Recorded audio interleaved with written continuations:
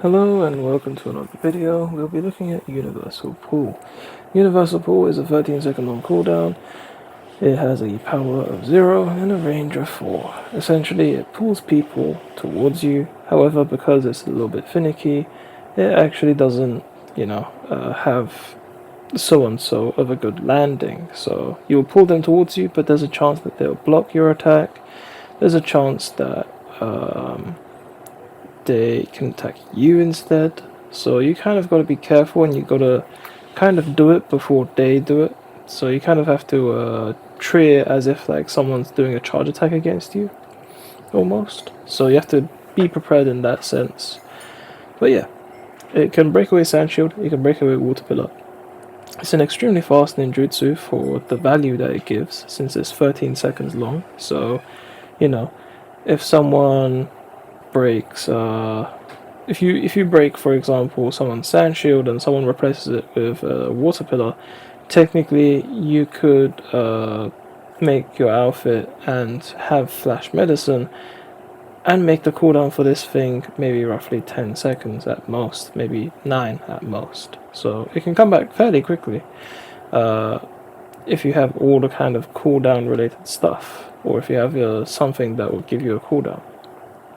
So it's pretty good because it's kind of almost like a breaker ninjutsu, but it's more or less like a utility ninjutsu.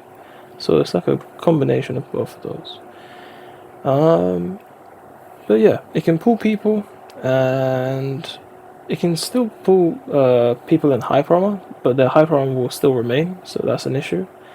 And for this gameplay, I had to use a second ninjutsu and try and compensate for the fact that it does no damage, and because of how finicky it is, it kind of ends up being difficult to fight people because so many people are using something to protect themselves, something to use like hyper armor mostly, and in general they kind of use meta weapons that literally make it impossible to fight them, because even if I landed a combo on them, I wouldn't damage them as much just because I'm using a normal weapon.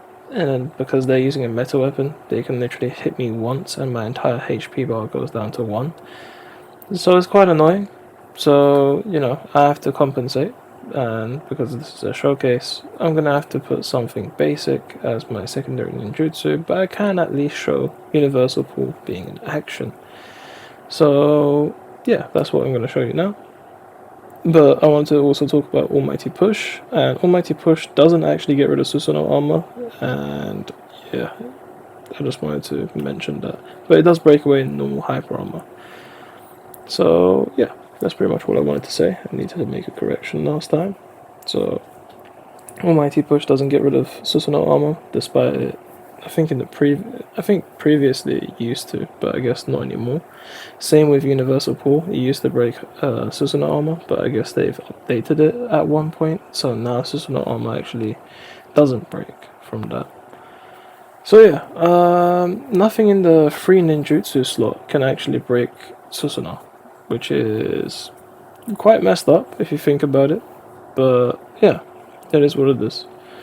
And that's why not a lot of people are free-to-play players, and most people kind of just, buy a DLC or two, and usually that DLC will compensate in some sort of way. For example, some ninjutsus can still damage people, even though it won't break their Susanoo armor, so that's something. But yeah, anyway, I'll leave you with the gameplay. The only thing I'll say is that people can move around, so you have to do it at the correct times. But it's quite easy to pull people, so it's not exactly too much of an issue, I would say. And yeah, when you pull people, you just kind of want to have some sort of ninja tool or ninjutsu that is extremely quick to activate, not something that takes like a second to activate, because even a second matters when you're trying to use this. So I would recommend something like Paralyzing Kunai for the ninja tool when you're using this. That way you can get rid of hyper armor, normal hyper armor, and you can still kind of fight people. So at least you won't feel as restricted, and at least you'll be breaking hyper armor normally. But it will be costing you the ninja tool slot, or otherwise a ninjutsu slot. So it's one of the two.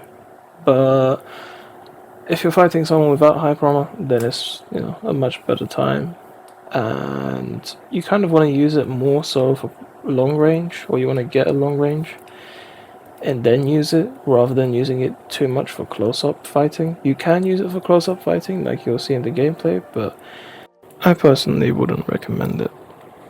So I'm just going to leave you with some basic gameplay so you can just go ahead and watch it working. And there isn't anything for me to really say, so there's no actual commentary, and yeah, just enjoy the gameplay, and I'll show you some examples and stuff like that. But other than that, these are the examples. Like, you can pull people out of ninjutsus, you can pull people out of their summoning toads or turtles, whatever. And just in general, sand shield, water pillar. Obviously, I haven't actually come across any water pillars or sand shields, so I had to go into a practice match and find Gara. But yeah, other than that, that was pretty much it. I'm not used to using universal pull, so I'm not exactly precise on the timing, but yeah, you can see its use where you see it. And that's it for the video, to be honest. So yeah, peace out. Like, subscribe, and push the notification button, I suppose. And yeah, the next video should be only 2 more ninjutsus, I think, right? Yeah, Vanishing Rasengan and Tornado High. So that should be 2 easier videos to post about, maybe, hopefully anyway.